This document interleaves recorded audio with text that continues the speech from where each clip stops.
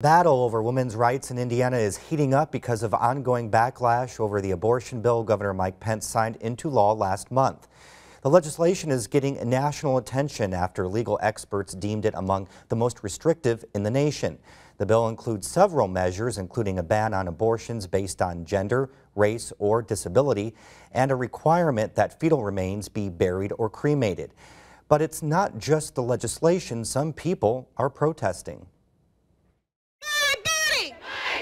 On what would normally be a quiet Saturday at the State House, roughly 1,000 people rallied for women's rights.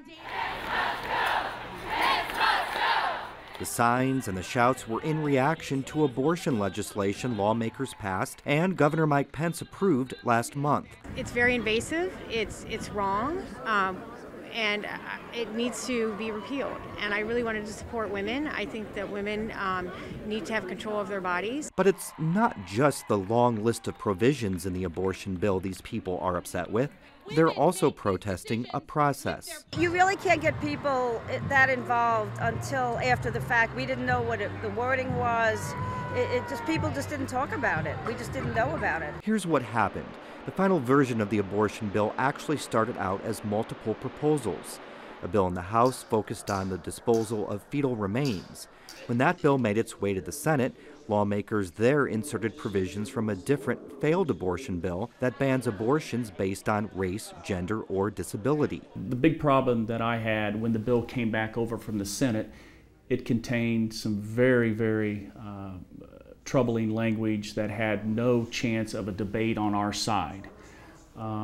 Whenever we deal with something of that magnitude, I'm a true believer that it needs to go through the process, it needs to go through a committee hearing, it needs to have public testimony, and that just did not happen when the bill came back over from the Senate. Representative Sean Eberhardt is one of several House Republicans who was unhappy with how the bill got to the governor's desk. When you have almost every single Republican female member of our caucus that is standing against the bill and that has concerns about the bill, you would think that we would take a step back and really think if is this really something we want to do? But supporters of the legislation say the public and lawmakers had plenty of time to discuss the individual proposals long before they made their way to the floor. They argue the protest over the new abortion rules was too little and too late. State House reporter Brandon Smith joins us now to dive deeper into this new law and the reactions to it. Thanks for being here, Brandon. You know, this is a complicated piece of legislation with a lot of specific components. Help us a little bit understand just what this law is covering. Well, first, there are the two major provisions that everyone is focused on. Is first the so-called selective abortion ban that bans women from having an abortion solely because of a fetus's characteristics. That's potential disability, sex, or race. The second major provision deals with fetal remains and requires all fetal remains to be either buried or cremated. Now, what I want to stress here is that that provision only imposes requirements on a medical facility. So if a woman has a miscarriage or an abortion at home, there are no requirements placed on her. And then there's little language throughout the bill that deals with sort of tinkering around with existing abortion laws, including language governing informed consent. So how much of this is new? The two major provisions I just talked about, those are brand new to Indiana. And then is this law unique to Indiana? Well, the fetal remains portion I can't really speak to. It's possible that there are other states with similar or even identical language to Indiana's, but the selective abortion ban is sort of unique to Indiana.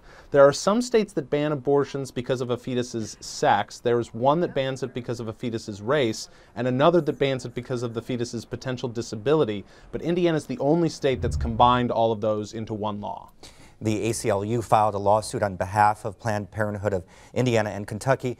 What's the focus of that lawsuit?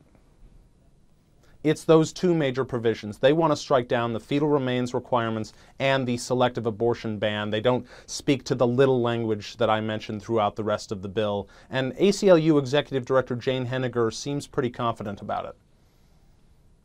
We feel very strongly that we have a good case.